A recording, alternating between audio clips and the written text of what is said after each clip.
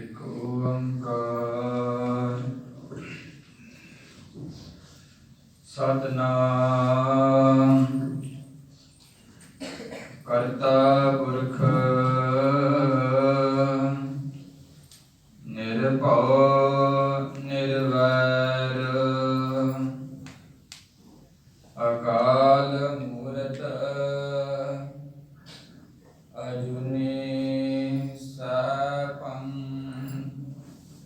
ਗੁਰ ਪ੍ਰਸਾਦ ਗਿਆਨ ਧਿਆਨ ਕਿਛ ਕਰਮ ਨਾ ਜਾਣਾ ਸਾਰ ਨਾ ਜਾਣਾ ਤੇਰੀ ਸਭ ਤੇ ਵੱਡਾ ਸਤਿਗੁਰ ਨਾਨਕ ਜਿਨ ਕਲ ਰਾਖੀ ਮੇਰੀ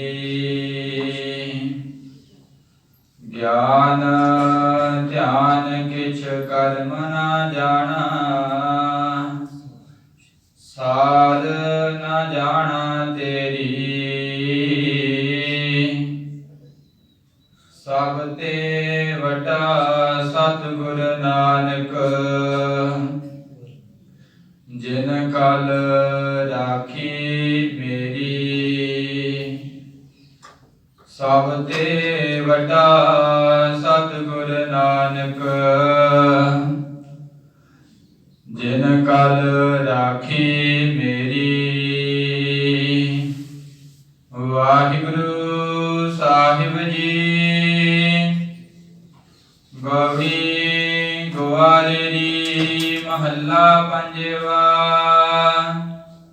ਨੈਣ ਹੋ ਨੀਂਦ ਪਰ ਦ੍ਰਿਸ਼ਟ ਵਿਕਾਰ ਸ਼ਰਵਣ ਸੋਏ ਸੁਣ ਨਿੰਦ ਵਿਚਾਰ ਰਸਨਾ ਸੋਈ ਲੋਭ ਮੀਠੈ ਸਾਧ ਮਨ ਸੋਇਆ ਮਾਇਆ ਵਿਸਮਾਦ ਇਸ ਗ੍ਰਹਿ ਮਹਿ ਕੋਈ ਜਾਗਤ ਰਹੈ ਸਾਬਤ ਬਸਤ ਉਹ ਆਪਣੀ ਲਹੈ ਰਹਾਉ ਸਗਲ ਸਹੇਲੀ ਆਪਣਾ ਰਸ ਮਾਤੀ ਗ੍ਰਹਿ ਆਪਣੇ ਕੀ ਖਬਰ ਨਾ ਜਾਤੀ ਮੁਸਨ ਹਾਰ ਪੰਜ ਬਟਵਾਰੇ ਸੂਨੇ ਨਗਰ ਪਰੇ ਠਗ ਹਾਰੇ ਹੁਣ ਤੇ ਰਾਖੈ ਬਾਪ ਨਾ ਮਾਈ ਹੁਣ ਤੇ ਰਾਖੈ ਮੀਤ ਨਾ ਪਾਈ ਦਰਗ ਸਿਆਣਪ ਨਾ ਹੋਏ ਰਹਤੇ ਸਾਧ ਸੰਗ ਹੋਏ ਦੁਸ਼ਟ ਬਸ ਹੋਤੇ ਕਰ ਕਿਰਪਾ ਮੋਹਿ ਸਾਰੰਗ ਪਾਣ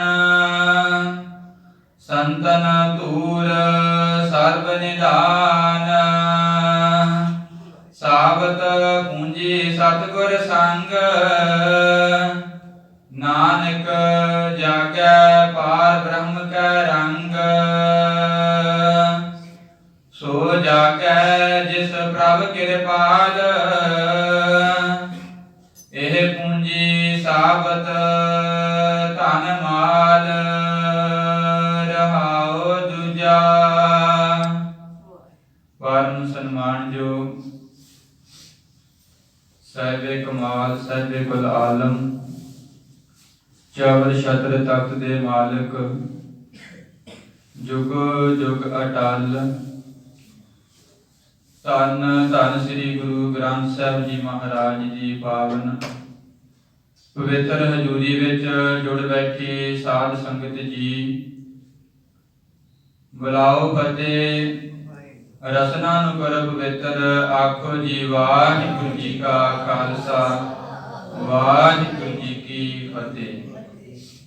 ਇਹ ਪਾਵਨ ਸ਼ਬਦ ਜੋ ਆਪਾਂ ਸਰਵਣ ਕੀਤਾ ਹੈ ਪੰਚਮ ਗੁਰਦੇਵ ਸ਼ਾਂਤੀ ਦੇ ਪੁੰਜ ਸ੍ਰੀ ਗੁਰੂ ਅਰਜਨ ਦੇਵ ਜੀ ਮਹਾਰਾਜ ਆਪਣੇ ਮੁਖਾਰਬਿੰਦ ਉਚਾਰਨ ਕਰਦੇ ਹਨ। ਜੋ ਸਾਹਿਬ ਸ੍ਰੀ ਗੁਰੂ ਗ੍ਰੰਥ ਸਾਹਿਬ ਜੀ ਦੇ ਪਾਵਨ ਅੰਗ 182 ਦੇ ਸੁਭਾਇਮਾਨ ਹੈ। ਗੁਰੂ ਅਰਜਨ ਦੇਵ ਜੀ ਮਹਾਰਾਜ ਰਾਗ ਗੌੜੀ ਵਿੱਚ ਇਸ ਪਾਵਨ ਸ਼ਬਦ ਨੂੰ ਉਚਾਰਨ ਕਰਦੇ ਹਨ। ਇਸ ਪਾਵਨ ਸ਼ਬਦ ਦੁਆਰਾ ਸਾਨੂੰ ਜੀਵਾਂ ਨੂੰ ਉਪਦੇਸ਼ ਕਰਦੇ ਹਨ ਕਿ ਸੰਸਾਰ ਦੇ ਵਿੱਚ ਮਨੁੱਖਾ ਜੂਨੀ ਕੇਵਲ ਤੇ ਕੇਵਲ ਨਾਮ ਸਿਮਰਨ ਕਰਨ ਵਾਸਤੇ ਹੀ ਪ੍ਰਾਪਤ ਹੋਈ ਹੈ, ਪਰ ਜੀਵ ਇਸ ਸੰਸਾਰ ਦੇ ਵਿੱਚ ਆ ਕੇ ਵਿਕਾਰਾਂ ਦੇ ਵਿੱਚ ਖਚਿਤ ਹੋ ਰਿਹਾ ਹੈ। ਉਸ ਨੂੰ ਮਾਇਆ ਨੇ ਭਰਵਾ ਲਿਆ ਹੈ। ਮਾਇਆ ਨੇ ਆਪਣੇ ਅੰਦਰ ਕਰ ਲਿਆ ਹੈ। ਉਸਦੇ ਮਨ ਦੇ ਵਿੱਚ ਮਾਇਆ ਦਾ ਪ੍ਰਭਾਵ ਪੈ ਗਿਆ ਹੈ। ਜਦੋਂ ਗੁਰੂ ਸਾਹਿਬ ਦੱਸਣਾ ਕਰਦੇ ਨੇ ਕਿ ਜਦੋਂ ਇਹ ਸੰਸਾਰ ਬਣਾਇਆ ਗਿਆ ਤਾਂ ਉਸ ਅਕਾਲ ਪੁਰਖ ਵਾਹਿਗੁਰੂ ਨੇ ਜਿੱਥੇ ਸੱਚ ਨੂੰ ਪੈਦਾ ਕੀਤਾ ਹੈ ਉੱਥੇ ਨਾਲ ਹੀ ਝੂਠ ਨੂੰ ਪੈਦਾ ਕੀਤਾ ਹੈ। ਜਿੱਥੇ ਬੁਰਾਈ ਨੂੰ ਪੈਦਾ ਕੀਤਾ ਹੈ ਉੱਥੇ ਸੱਚਾਈ ਨੂੰ ਪੈਦਾ ਕੀਤਾ ਹੈ। ਇਹ ਮਨੁੱਖ ਸੱਚੇ ਪਾਸੇ ਤੋਂ ਹਟ ਕੇ ਬੁਰਾਈ ਦੇ ਰਸਤੇ ਤੇ ਚੱਲ ਗਿਆ ਹੈ। ਬੁਰਾਈ ਦੇ ਰਸਤੇ ਤੇ ਤੁਰਿਆ ਹੋਇਆ ਵਿਕਾਰਾਂ ਦੇ ਵਿੱਚ ਖਚਿਤ ਹੋਇਆ ਆਪਣੇ ਜੀਵਨ ਨੂੰ ਬਰਬਾਦ ਕਰ ਰਿਹਾ ਹੈ। ਭਾਵੇਂ ਕਿ ਪਤਾ ਹੈ ਗੁਰਬਾਣੀ ਦਾ ਪ੍ਰਮਾਣ ਹੈ ਕਿ ਇਹ ਸੰਸਾਰ ਸਦਾ ਸਦੀਵੀ ਨਹੀਂ ਹੈ। ਇਹ ਸੰਸਾਰ ਬਿਨਸਨਹਾਰ ਹੈ, ਨਾਸਵੰਤ ਹੈ। ਜਿਸ ਤਰ੍ਹਾਂ ਆਕਾਸ਼ ਦੇ ਵਿੱਚ ਬੱਦਲ ਛਾ ਜਾਂਦੇ ਨੇ ਤੇ ਉਹ ਬੱਦਲ ਸੂਰਜ ਦੀ ਰੌਸ਼ਨੀ ਦੇ ਦੁਆਰਾ ਛੇਤੀ ਹੀ ਖਿੰਡੇ ਮਾਤਰ ਹੀ ਹਟ ਜਾਂਦੇ ਨੇ, ਇਸ ਤਰ੍ਹਾਂ ਇਹ ਸੰਸਾਰ ਹੈ। ਗੁਰੂ ਸਾਹਿਬ ਜੀ ਉਚਾਰਨ ਕਰਦੇ ਹਨ, ਜੋ ਦਿਸੈ ਸੋ ਸਗਲ ਵਿਨਾਸ਼ੈ, ਜਿਉ ਬਾਦਲ ਕੀ ਛਾਈ, ਕਿ ਬੱਦਲਾਂ ਦੀ ਛਾਂ ਦੀ ਤਰ੍ਹਾਂ ਇਹ ਸੰਸਾਰ ਹੈ। ਅਸੀਂ ਰਾਤ ਨੂੰ ਸੌਣਾ ਕਰਦੇ ਹਾਂ ਤੇ ਸੌਣ ਦੇ ਸਮੇਂ ਸਾਨੂੰ ਸੁਪਨੇ ਆਉਂਦੇ ਹਨ ਤੇ ਅੱਖ ਖੁੱਲਣ ਦੇ ਨਾਲ ਹੀ ਸੁਪਨਾ ਨਸ਼ਟ ਹੋ ਜਾਂਦਾ ਹੈ। ਫਿਰ ਬਾਅਦ ਵਿੱਚ ਅਸੀਂ ਯਾਦ ਕਰਦੇ ਹਾਂ ਕਿ ਉਹ ਸੁਪਨਾ ਕਿਹੜਾ ਸੀ। ਗੁਰੂ ਸਾਹਿਬ ਜੀ ਉਚਾਰਨ ਕਰਦੇ ਹਨ ਕਿ ਉਹ ਸੁਪਨੇ ਦੀ ਤਰ੍ਹਾਂ ਹੀ ਇਹ ਸੰਸਾਰ ਦੀ ਨਿਆਈ ਹੈ, ਕਿ ਜਿਸ ਤਰ੍ਹਾਂ ਅੱਖ ਖੋਲਣ ਦੇ ਨਾਲ ਸੁਪਨਾ ਨਸ਼ਟ ਹੋ ਜਾਂਦਾ ਹੈ, ਇਸ ਤਰ੍ਹਾਂ ਇਹ ਸੰਸਾਰ ਹੈ। ਇਸ ਸੰਸਾਰ ਦੇ ਵਿੱਚ ਤੂੰ ਕੇਵਲ ਨਾਮ ਜਪਣ ਵਾਸਤੇ ਆਇਆ ਹੈ। ਜਦੋਂ ਤੇਰੀ ਸਵਾਸਾਂ ਰੂਪੀ ਪੂੰਜੀ ਪੂਰੀ ਹੋਗੀ ਤਾਂ ਤੂੰ ਇਸ ਸੰਸਾਰ ਤੋਂ ਚਲੇ ਜਾਣਾ ਹੈ। ਗੁਰੂ ਸਾਹਿਬ ਜੀ ਦੱਸਣਾ ਕਰਦੇ ਨੇ, ਜੈਸਾ ਸੁਪਨਾ ਰੈਣ ਕਾ ਤੈਸਾ ਸੰਸਾਰ, ਕਿ ਇਹ ਭਾਈ ਜਿਸ ਨੂੰ ਸੱਚ ਨਾ ਜਾਣੇ, ਇਹ ਸੰਸਾਰ ਇੱਕ ਸੁਪਨੇ ਦੀ ਨਿਆਈ ਹੈ। ਇਸ ਸੰਸਾਰ ਦੇ ਵਿੱਚ ਕੇਵਲ ਤੇ ਕੇਵਲ ਸੱਚਾ ਅਕਾਲ ਪੁਰਖ ਵਾਹਿਗੁਰੂ ਹੈ ਅਤੇ ਜਿਹੜੀਆਂ ਪ੍ਰੀਤੀਆਂ ਤੂੰ ਇੱਥੇ ਸੰਸਾਰ ਦੇ ਵਿੱਚ ਆ ਕੇ ਦੁਨਿਆਵੀ ਪਦਾਰਥਾਂ ਦੇ ਨਾਲ ਪਾਉਣਾ ਕਰਦਾ ਹੈ, ਇਹ ਸਭ ਕੁਝ ਝੂਠ ਹੈ। ਜਗਤ ਮੈਂ ਝੂਠੀ ਦੇਖੀ ਪ੍ਰੀਤ, ਆਪਣੇ ਹੀ ਸੁਖ ਸਿਉ ਤਬ ਲਾਗੇ, ਕਿਆ ਲਾਰਾ ਕਿਆ ਮੀਤ, ਕਿ ਕਿਉਂ ਤੂੰ ਖੱਜਲ ਖੁਆਰ ਹੋਇਆ ਹੈ, ਦੁਨਿਆਵੀ ਵਸਤਾਂ ਦੇ ਪਿੱਛੇ ਲੱਗ ਕੇ ਆਪਣੇ ਜੀਵਨ ਨੂੰ ਕਿਉਂ ਬਰਬਾਦ ਕਰਦਾ ਹੈ। ਇਹ ਸਭ ਕੁਝ ਝੂਠ ਹੈ। ਗੁਰੂ ਸਾਹਿਬ ਜੀ ਦੱਸਦੇ ਨੇ ਕਿ ਇਹ ਰੇਤ ਦੀ ਕੰਧ ਦੀ ਤਰ੍ਹਾਂ ਸੰਸਾਰ ਹੈ, ਜਿਸ ਨੇ ਇੱਕ ਖਿੰਡ ਦੇ ਮਾਤਰ ਹੀ ਢਹਿ ਜਾਣਾ ਹੈ। ਗੁਰੂ ਸਾਹਿਬ ਉਚਾਰਨ ਕਰਦੇ ਹਨ ਕਿ ਆਪਣੇ ਮਨ ਨੂੰ ਸਮਝਾਉਣਾ ਕਰਕੇ ਇਹ ਸੰਸਾਰ ਬਿਨਸਨਹਾਰ ਹੈ ਅਤੇ ਗੁਰੂ ਦੇ ਸ਼ਬਦ ਦੇ ਲੜ ਨਾਲ ਲੱਗਣਾ ਕਰ, ਤੇ ਇਸ ਸ਼ਬਦ ਨੇ ਹੀ ਤੈਨੂੰ ਇਸ ਭਾਵ ਸਾਗਰ ਤੇ ਇਸ ਸੰਸਾਰ ਤੋਂ ਪਾਰ ਉਤਾਰਾ ਕਰਨਾ ਹੈ। ਅਸੀਂ ਜੀਵ ਵਿਕਾਰਾਂ ਦੇ ਵਿੱਚ ਆ ਕੇ ਇਸ ਸੰਸਾਰ ਨੂੰ ਸਦੀਵੀ ਮੰਨ ਲੈਂਦੇ ਹਾਂ ਅਤੇ ਵਿਕਾਰਾਂ ਨੇ ਸਾਡੇ ਜੀਵਨ ਨੂੰ ਖਚਿਤ ਕਰ ਦੇਣਾ ਹੈ, ਬਰਬਾਦ ਕਰ ਦੇਣਾ ਹੈ। ਇਸ ਸਰੀਰ ਦੇ ਵਿੱਚ ਪੰਜ ਵਿਕਾਰਾਂ ਦਾ ਵਾਸਾ ਹੈ ਤੇ ਇਹਨਾਂ ਪੰਜਾਂ ਵਿਕਾਰਾਂ ਨੇ ਸਾਨੂੰ ਉਸ ਅਕਾਲ ਪੁਰਖ ਵਾਹਿਗੁਰੂ ਤੋਂ ਦੂਰ ਲੈ ਜਾਣਾ ਹੈ। ਇਸ ਦੇਹੀ ਅੰਦਰ ਪੰਜ ਚੋਰ ਵਸੇ ਹੈ, ਕਾਮ ਕ੍ਰੋਧ ਲੋਭ ਮੋਹ ਅਹੰਕਾਰਾ, ਅੰਮ੍ਰਿਤ ਲੂਟ ਹੈ ਮਨ ਮੁਖ ਨਹੀਂ ਬੂਝੇ ਹੈ, ਕੋਈ ਨਾ ਸੁਣੇ ਪੁਕਾਰ, ਕਿ ਅਖੀਰ ਤੇ ਤੇਰੀ ਕਿਸੇ ਨੇ ਪੁਕਾਰ ਨਹੀਂ ਸੁਣਨੀ। ਜਦੋਂ ਇਹਨਾਂ ਵਿਕਾਰਾਂ ਨੇ ਤੇਰੇ ਮਨ ਦੇ ਉੱਤੇ, ਤੇਰੇ ਹਿਰਦੇ ਦੇ ਉੱਤੇ ਧਾਵਾ ਬੋਲ ਦਿੱਤਾ ਅਤੇ ਤੇਰੇ ਹਿਰਦੇ ਦੇ ਵਿੱਚ ਆਪਣਾ ਵਾਸਾ ਕਰ ਲਿਆ, ਤਾਂ ਤੇਰਾ ਜੀਵਨ ਜੋ ਮਨੁੱਖਾ ਜੂਨੀ ਹੈ ਇਸ ਨੂੰ ਬਰਬਾਦ ਕਰ ਦਿੱਤਾ ਤਾਂ ਤੇਰੀ ਕੋਈ ਵੀ ਪੁਕਾਰ ਨਹੀਂ ਸੁਣੇਗਾ। ਭਾਵੇਂ ਕਿ ਅਸੀਂ ਮਾਇਆ ਨੂੰ ਇਕੱਠਾ ਕਰਦੇ ਹਾਂ, ਪਰ ਇਹ ਮਾਇਆ ਇੱਕ ਕੌੜਾ ਜ਼ਹਿਰ ਹੈ। ਕੌੜਾ ਜ਼ਹਿਰ ਹੈ। ਜਿਸ ਤਰ੍ਹਾਂ ਗੁਰੂ ਸਾਹਿਬ ਜੀ ਉਚਾਰਨ ਕਰਦੇ ਹਨ ਕਿ ਮਾਇਆ ਐਸੀ ਮੋਹਣੀ ਭਾਈ ਜੇਤੇ ਜੀਤ ਤੇਤੇ ਰਹਿਕਾਈ, ਕਿ ਇਸ ਮਾਇਆ ਨੇ ਸਾਨੂੰ ਭਰਮਾਉਣਾ ਕੀਤਾ ਹੈ। ਅਸੀਂ ਇਸ ਮਾਇਆ ਦੇ ਵਿੱਚ ਭਟਕਦੇ ਰਹਿੰਦੇ ਹਾਂ। ਗੁਰੂ ਅਰਜਨ ਦੇਵ ਜੀ ਮਹਾਰਾਜ ਇਸ ਪਾਵਨ ਸ਼ਬਦ ਦੁਆਰਾ ਉਚਾਰਨ ਕਰਦੇ ਹਨ ਕਿ ਵਿਕਾਰਾਂ ਨੇ, ਮਾਇਆ ਨੇ ਸਾਡੇ ਅੰਦਰ ਵਾਸਾ ਕਰ ਲਿਆ ਹੈ ਅਤੇ ਸੱਚੇ ਅਕਾਲ ਪੁਰਖ ਵਾਹਿਗੁਰੂ ਤੋਂ ਸਾਨੂੰ ਤੋੜ ਦਿੱਤਾ ਹੈ। ਸਾਡੀਆਂ ਗਿਆਨ ਇੰਦਰੀਆਂ ਜਿਸ ਦੀ ਵਰਤੋਂ ਅਸੀਂ ਦੇਖਣ ਵਾਸਤੇ ਕਰਦੇ ਹਾਂ, ਕੰਨਾਂ ਦੀ ਵਰਤੋਂ ਅਸੀਂ ਸੁਣਨ ਵਾਸਤੇ ਕਰਦੇ ਹਾਂ, ਤੇ ਅਖੀਰ ਇਹਨਾਂ ਵਿਕਾਰਾਂ ਨੇ ਇਹਨਾਂ ਗਿਆਨ ਇੰਦਰੀਆਂ ਨੂੰ ਆਪਣੇ ਵਸ ਦੇ ਵਿੱਚ ਕਰ ਲਿਆ ਹੈ। ਦੁਨਿਆਵੀ ਸੰਸਾਰ ਦੇ ਵਿੱਚ ਮਨੁੱਖ ਇਹਨਾਂ ਗਿਆਨ ਇੰਦਰੀਆਂ ਤੋਂ ਜੋ ਪਰਦ੍ਰਿਸ਼ਟ ਹੈ, ਪਰ ਵਿਕਾਰ ਹੈ, ਜੋ ਦੇਖਣ ਯੋਗ ਨਹੀਂ ਹੈ, ਉਹਨਾਂ ਦੇ ਵਿੱਚ ਖਚਿਤ ਹੋ ਰਿਹਾ ਹੈ। ਗੁਰੂ ਸਾਹਿਬ ਜੀ ਉਚਾਰਨ ਕਰਦੇ ਹਨ ਇਸ ਪਾਵਨ ਸ਼ਬਦ ਵਿੱਚ ਦੋ ਰਹਾਉ ਹਨ। ਪਹਿਲੇ ਰਹਾਉ ਵਿੱਚ ਗੁਰੂ ਸਾਹਿਬ ਜੀ ਪ੍ਰਸ਼ਨ ਕਰਦੇ ਹਨ ਅਤੇ ਦੂਜੇ ਰਹਾਉ ਦੇ ਵਿੱਚ ਉਸ ਪ੍ਰਸ਼ਨ ਦਾ ਆਨਸਰ ਦਿੰਦੇ ਹੋਏ ਉੱਤਰ ਦਿੰਦੇ ਹਨ। ਗੁਰੂ ਸਾਹਿਬ ਜੀ ਉਚਾਰਨ ਕਰਦੇ ਹਨ ਗੌੜੀ ਗੁਆਰੀ ਮਹੱਲਾ ਪੰਜਵਾ।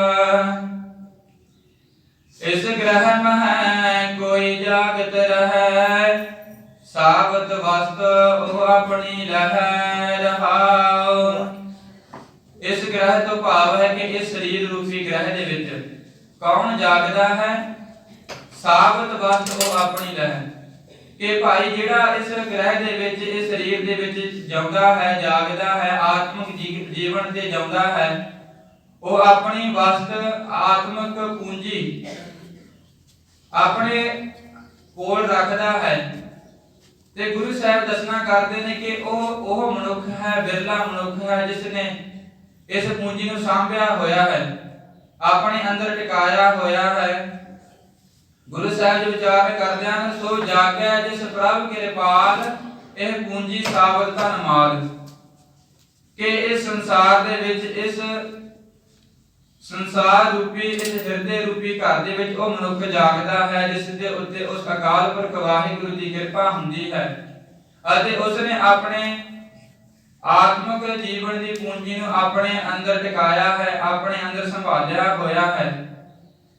ਗੁਰੂ ਅਰਜਨ ਦੇਵ ਜੀ ਮਹਾਰਾਜ ਉਚਾਰਨ ਕਰਦੇ ਹਨ ਨੈਣ ਹੋ ਨੀਂਦ ਪਰ ਦ੍ਰਿਸ਼ਟ ਵਿਕਾਰ, ਸ਼ਰਵਣ ਸੋਏ ਸੁਣ ਨਿੰਦ ਵਿਚਾਰ।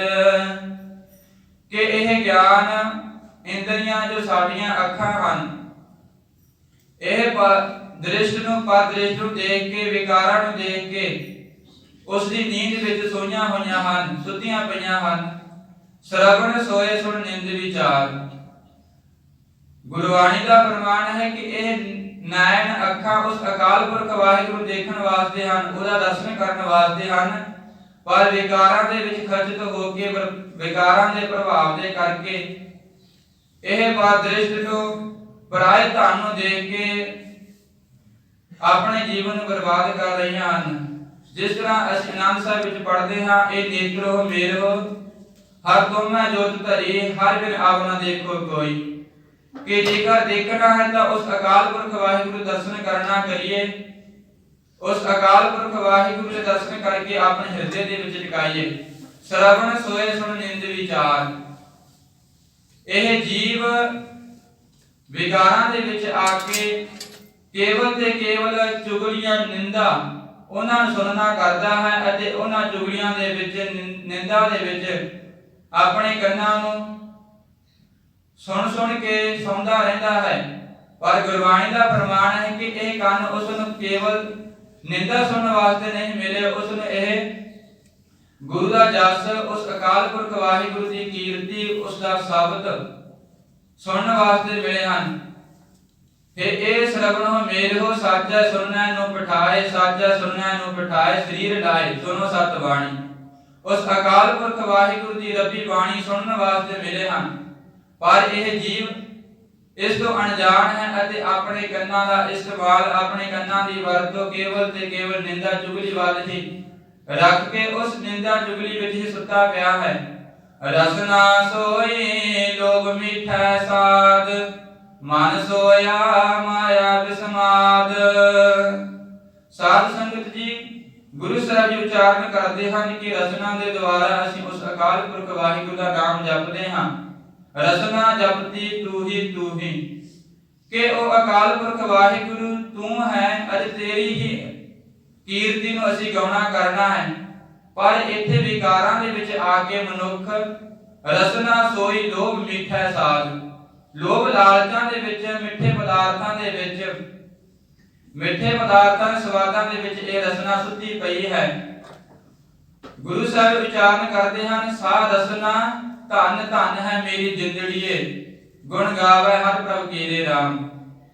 ਇਹ ਧਿਆਨਯੋਗ ਗੱਲ ਹੈ ਕਿ ਇਹ ਵਿਚਾਰ ਹੈ ਕਿ ਗੁਰੂ ਸਾਹਿਬ ਸਾਨੂੰ ਦੱਸਦੇ ਨੇ ਕਿ ਕੇਵਲ ਤੇ ਕੇਵਲ ਜੇਕਰ ਰਸਨਾ ਦਾ ਇਸਤੇਮਾਲ ਕਰਨਾ ਹੈ, ਰਸਨਾ ਦਾ ਉਚਾਰਨ ਕਰਨਾ ਹੈ, ਤਾਂ ਉਹ ਰਸਨਾ ਧਨ ਹੈ ਜਿਸ ਨੇ ਉਸ ਅਕਾਲ ਪੁਰਖ ਵਾਹਿਗੁਰੂ ਦੇ ਗੁਣ ਗਾਉਣੇ ਕੀਤੇ ਹਨ, ਉਸ ਅਕਾਲ ਪੁਰਖ ਵਾਹਿਗੁਰੂ ਦੀ ਕੀਰਤੀ ਸਿਫਤ ਸਲਾਹ ਕੀਤੀ ਹੈ, ਉਹ ਰਸਨਾ ਧਨ ਹੈ।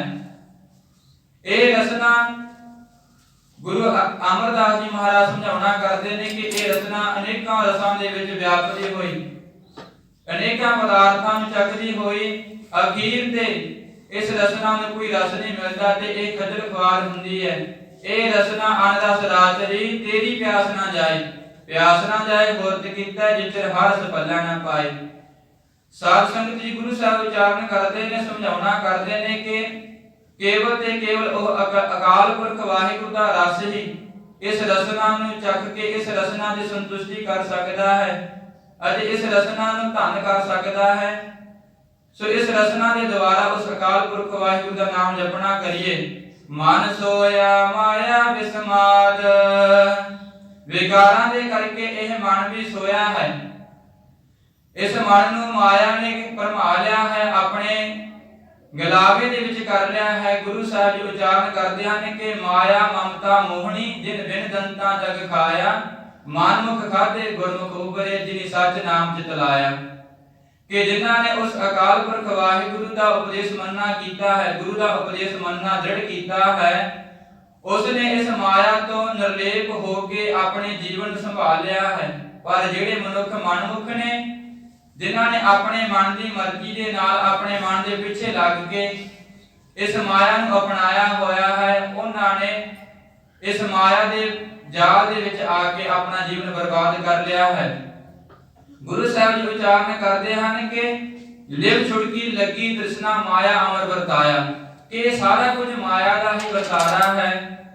ਜਦੋਂ ਸਾਡਾ ਮਨ ਉਸ ਅਕਾਲ ਪੁਰਖ ਵਾਹਿਗੁਰੂ ਤੋਂ ਟੁੱਟ ਜਾਂਦਾ ਹੈ, ਉਸ ਦੀ ਲਿਵ ਸਾਡੇ ਮਨ ਵਿੱਚੋਂ ਨਿਕਲ ਜਾਂਦੀ ਹੈ, ਤਾਂ ਇਹ ਮਾਇਆ ਸਾਡੇ ਅੰਦਰ ਪ੍ਰਭਾਵ ਪਾਉਂਦੀ ਹੈ ਤੇ ਮਾਇਆ ਦਾ ਵਰਤਾਰਾ ਸਾਡੇ ਮਨ ਦੇ ਉੱਤੇ ਪੈਂਦਾ ਹੈ ਤੇ ਮਨ ਮਨਮਾਨੀਆਂ ਕਰਦਾ ਹੈ ਤੇ ਅਖੀਰ ਤੇ ਜਾ ਕੇ ਖੱਜਲ ਖੁਆਰ ਹੋ ਜਾਂਦਾ ਹੈ। ਗੁਰੂ ਸਾਹਿਬ ਜੀ ਉਚਾਰਨ ਕਰਦੇ ਹਨ ਕਿ ਮਨ ਸੋਇਆ ਮਾਇਆ ਵਿਸਮਾਦ, ਇਹ ਮਨ ਸਾਡਾ ਮਾਇਆ ਦੇ ਵਿਸਮਾਦ ਵਿੱਚ ਸੁੱਤਾ ਪਿਆ ਹੈ।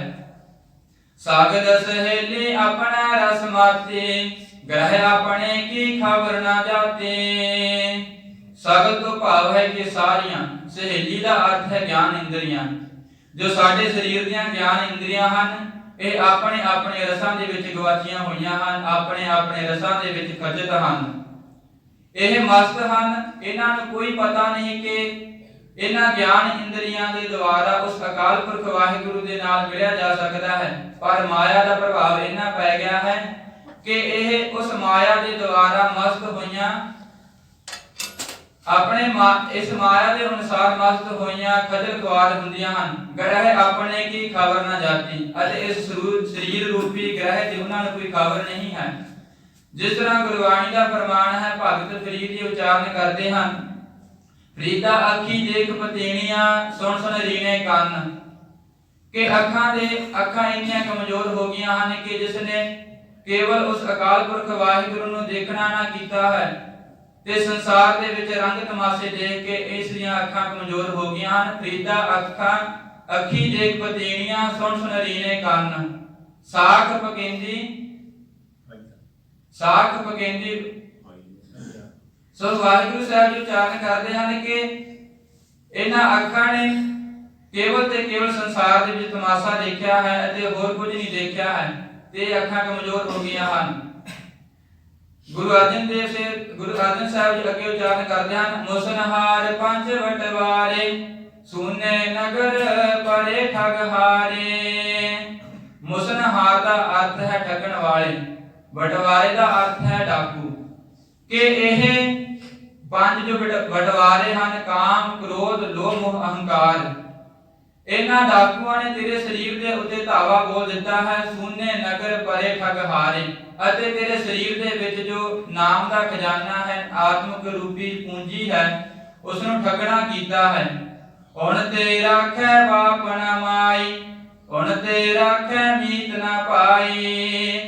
ਗੁਰੂ ਅਰਜਨ ਸਾਹਿਬ ਜੀ ਉਚਾਰਨ ਕਰਦੇ ਹਨ ਕਿ ਇਸ ਮਾਇਆ ਨੇ ਤੈਨੂੰ ਆਪਣੇ ਗੁਲਾਮੇ ਦੇ ਵਿੱਚ ਲੈ ਲਿਆ ਹੈ, ਪਰ ਉੱਥੇ ਕੋਈ ਤੇਰੀ ਸਹਾਇਤਾ ਨਹੀਂ ਕਰ ਸਕਦਾ। ਹੁਣ ਤੇ ਰਾਖੈ ਬਾਪ ਨਾ ਮਾਈ, ਨਾ ਕੋਈ ਤੈਨੂੰ ਬਾਪ ਬਚਾ ਸਕਦਾ ਹੈ ਅਤੇ ਨਾ ਕੋਈ ਤੈਨੂੰ ਮਾਈ ਬਚਾ ਸਕਦੀ ਹੈ। ਹੁਣ ਤੇ ਰਾਖੈ ਮੀਤ ਨਾ ਭਾਈ, ਤੇ ਉੱਥੇ ਕੋਈ ਵੀ ਤੇਰਾ ਮਿੱਤਰ ਭਾਈ ਸਹਾਈ ਨਹੀਂ ਹੋਵੇਗਾ। ਦਰਬ ਸਿਆਣਪ ਨਾ ਹੋਏ ਰਹਤੇ, ਸਾਧ ਸੰਗ ਹੋਏ ਦੁਸ਼ਟ ਵਸ ਹੋਤੇ। ਗੁਰੂ ਸਾਹਿਬ ਜੀ ਉਚਾਰਨ ਕਰਦੇ ਹਨ, ਦਰਬ ਦਾ ਅਰਥ ਹੈ ਧਨ, ਸਿਆਣਪ ਦਾ ਅਰਥ ਹੈ ਚਤੁਰਾਈ। ਕਿ ਉੱਥੇ ਨਾ ਤਾਂ ਕੋਈ ਚਤੁਰਾਈ ਕੰਮ ਕਰੇਗੀ ਅਤੇ ਨਾ ਹੀ ਕੋਈ ਧਨ ਕੰਮ ਕਰਦਾ ਹੈ। ਜੇਕਰ ਤੈ ਮਾਇਆ ਤੋਂ ਨਿਰਲੇਪ ਹੋਣਾ ਹੈ, ਮਾਇਆ ਦੇ ਜੰਜਾਲ ਤੋਂ ਬਾਹਰ ਨਿਕਲਣਾ ਹੈ, ਸਾਧ ਸੰਗ ਹੋਏ ਦੁਸ਼ਟ ਵਸ ਹੋਤੇ, ਕੇਵਲ ਤੇ ਕੇਵਲ ਸਾਧ ਸੰਗਤ ਵਿੱਚ ਆਉਣਾ ਕਰੀਏ। ਗੁਰੂ ਦੀ ਸੰਗਤ, ਸੱਚ ਦੀ ਸੰਗਤ ਇਹਨਾਂ ਦੁਸ਼ਟਾਂ ਤੋਂ, ਇਹਨਾਂ ਵਿਕਾਰਾਂ ਤੋਂ ਤੈਨੂੰ ਛੇਤੀ ਹੀ ਕੱਢ ਲਵੇਗੀ। ਕਰ ਕਿਰਪਾ ਮੋਹਿ ਸਾਰੰਗ ਪਾਨ, ਸੰਤਨ ਤੂਰ ਸਰਬ ਨਿਧਾਨ। ਸਾਰੰਗ ਪਾਣ ਦਾ ਅਰਥ ਹੈ ਧਨੁਸ਼ ਧਾਰੀ ਅਕਾਲ ਪੁਰਖ ਵਾਹਿਗੁਰੂ। ਉਸ ਦੀ ਕਿਰਪਾ ਦੇ ਨਾਲ ਹੀ ਤੂੰ ਇਸ ਮਾਇਆ ਦੇ ਜੰਜਾਲ ਦੇ ਵਿੱਚ, ਵਿਕਾਰਾਂ ਦੇ ਵਿੱਚ ਨਿਕਲ ਸਕਦਾ ਹੈ। ਸੰਤਨ ਧੂਰ ਸਰਬ ਨਿਧਾਨ, ਅਤੇ ਇਸ ਨਾਮ ਰੂਪੀ ਸਾਰੇ ਖਜ਼ਾਨੇ ਨੂੰ ਆਪਣੇ ਅੰਦਰ ਸੰਭਾਲ ਸਕਦਾ ਹੈ। ਸਾਬਤ ਪੂੰਜੀ ਸਤਿਗੁਰ ਸੰਗ, ਨਾਨਕ ਜਾਗੈ ਪਾਰ ਬ੍ਰਹਮ ਕਾ ਰੰਗ। ਅਤੇ ਸਾਰੀ ਦੀ ਸਾਰੀ ਪੂੰਜੀ ਤੂੰ ਆਪਣੇ ਅੰਦਰ ਸਮਾ ਸਕਦਾ ਹੈ। ਗੁਰੂ ਸਾਹਿਬ ਜੀ ਉਚਾਰਨ ਕਰਦੇ ਹਨ ਕਿ ਜੇਕਰ ਤੇਰੇ ਹਿਰਦੇ ਦੇ ਵਿੱਚ ਪਾਰ ਬ੍ਰਹਮ ਦਾ ਰੰਗ ਚੜ ਗਿਆ ਹੈ ਅਤੇ ਉਸ ਰੰਗ ਦੇ ਦੁਆਰਾ ਹੀ, ਨਾਮ ਦੇ ਰੰਗ ਦੇ ਦੁਆਰਾ ਹੀ ਤੂੰ ਆਪਣੇ ਇਸ ਆਤਮਿਕ ਪੂੰਜੀ ਨੂੰ, ਨਾਮ ਧਨ ਨੂੰ ਆਪਣੇ ਹਿਰਦੇ ਦੇ ਵਿੱਚ ਟਿਕਾ ਲਵੇਂਗਾ। ਜੇਕਰ ਤੂੰ ਉਸ ਅਕਾਲ ਪੁਰਖ ਦੇ ਰੰਗ ਤੋਂ ਵਾਂਝਾ ਹੈ ਤਾਂ ਮਾਇਆ ਨੇ ਤੈਨੂੰ ਛੇਤੀ ਹੀ ਨਿਕਲ ਜਾਣਾ ਹੈ ਅਤੇ ਸੰਸਾਰ ਦੇ ਵਿੱਚ ਤੇਰਾ ਆਇਆ ਸਫਲ ਨਹੀਂ ਹੋਣਾ। ਸਫਲ ਤਾਂ ਹੋਵੇਗਾ ਜੇਕਰ ਤੂੰ ਪਾਰ ਬ੍ਰਹਮ ਦੇ ਰੰਗ ਵਿੱਚ ਰੰਗਿਆ ਜਾਵੇਂਗਾ। ਸੋ ਗੁਰੂ ਅਰਜਨ ਦੇਵ ਜੀ ਮਹਾਰਾਜ ਇਸ ਪਾਵਨ ਸ਼ਬਦ ਦੁਆਰਾ ਸਾਨੂੰ ਜੀਵਾਂ ਨੂੰ ਉਪਦੇਸ਼ ਕਰਦੇ ਹਨ ਕਿ ਸੰਸਾਰ ਦੇ ਵਿੱਚ ਆਇਆ ਤਾਂ ਹੀ ਸਫਲ ਹੈ ਜੇਕਰ ਅਸੀਂ ਉਸ ਅਕਾਲ ਪੁਰਖ ਵਾਹਿਗੁਰੂ ਨੂੰ ਸਿਮਰਨਾ ਕਰੀਏ, ਉਸ ਅਕਾਲ ਪੁਰਖ ਵਾਹਿਗੁਰੂ ਦੀ ਬੰਦਗੀ ਕਰੀਏ। ਕਿਉਂਕਿ ਜਿਸ ਹਿਰਦੇ ਦੇ ਵਿੱਚ ਖਿਮਾ ਹੈ, ਜਿਸ ਹਿਰਦੇ ਦੇ ਵਿੱਚ ਹਲੀਮੀ ਹੈ, ਜਿਸ ਹਿਰਦੇ ਦੇ ਵਿੱਚ ਨਿਮਰਤਾ ਹੈ, ਉੱਥੇ ਅਕਾਲ ਪੁਰਖ ਵਾਹਿਗੁਰੂ ਆਪ ਵਾਸਾ ਕਰਦਾ ਹੈ। ਭਗਤ ਕਬੀਰ ਜੀ ਫਰਮਾਉਣਾ ਕਰਦੇ ਨੇ, ਕਬੀਰਾ ਜਹਾਂ ਗਿਆਨ ਤਹ ਧਰਮ ਹੈ, ਜਹਾਂ ਝੂਠ ਤਹ ਪਾਪ, ਜਹਾਂ ਲੋਭ ਤਹ ਕਾਲ ਹੈ, ਜਹਾਂ ਖਿਮਾ ਤਹ ਆਪ। ਕਿ ਆਪਣੇ ਹਿਰਦੇ ਦੇ ਵਿੱਚ ਖਿਮਾ ਨੂੰ ਉਪਜ ਕਰੀਏ, ਖਿਮਾ ਨੂੰ ਆਪਣੇ ਅੰਦਰ ਦੇ ਵਿੱਚ ਨਿਮਰਤਾ ਨੂੰ ਲੈ ਕੇ ਆਈਏ, ਆਪਣੇ ਹਿਰਦੇ ਦੇ ਵਿੱਚ ਉਸ ਅਕਾਲ ਪੁਰਖ ਵਾਹਿਗੁਰੂ ਨੂੰ ਟਿਕਾਈਏ, ਤਾਂ ਹੀ ਸਾਡਾ ਇਸ ਸੰਸਾਰ ਤੇ ਆਉਣਾ ਸਫਲਾ ਹੈ। ਸੋ ਇਹ ਪਾਵਨ ਸ਼ਬਦ ਦਾ ਉਪਦੇਸ਼ ਸਾਡੇ ਹਿਰਦੇ ਦੇ ਵਿੱਚ ਵਸ ਜਾਵੇ। ਕਥਾ ਵਿਚਾਰਾਂ ਕਰਦਿਆਂ ਇੱਕ ਨਹੀਂ ਅਨੇਕਾਂ ਪ੍ਰਕਾਰ ਦੀਆਂ ਭੁੱਲਾਂ ਗਲਤੀਆਂ ਹੋ ਜਾਂਦੀਆਂ ਨੇ। ਗੁਰੂ ਅਤੇ ਸਾਧ ਸੰਗਤ ਬਖਸ਼ਣਹਾਰ ਹੈ। ਖਿਮਾ ਦੀ ਬਖਸ਼ਿਸ਼ ਕਰੋ ਜੀ। ਆਖੋ ਜੀ ਵਾਹਿਗੁਰੂ ਜੀ ਕਾ ਖਾਲਸਾ, ਵਾਹਿਗੁਰੂ ਜੀ ਕੀ ਫਤਿਹ।